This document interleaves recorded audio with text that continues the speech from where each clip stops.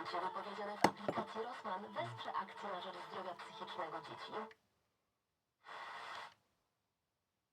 Otwórz konto firmowe, daj nam zgody marketingowe i utrzymuj je minimum przez rok. Możesz zyskać ponad 3000.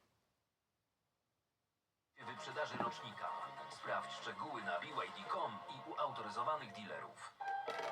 Reklama. Ogłoszenie społeczne. W ciąży nie piję. Bo nie jestem sama.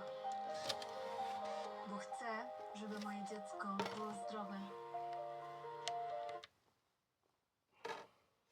I mam spokój z hemoroidami na długo. Proctohemorad.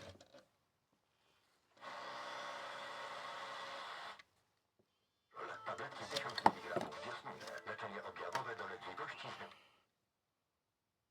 Pięknym takim dopełnieniem tego, co Kierowców.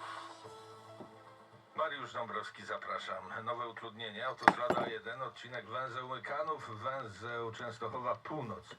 Jezdnia w kierunku Gorzyczek, 422 km.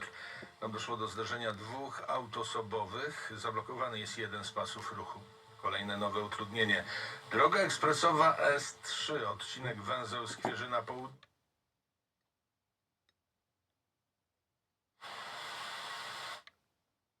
Na neonet.pl. faryzeusze zwrócili uwagę, że uczniowie nie umyli rąk.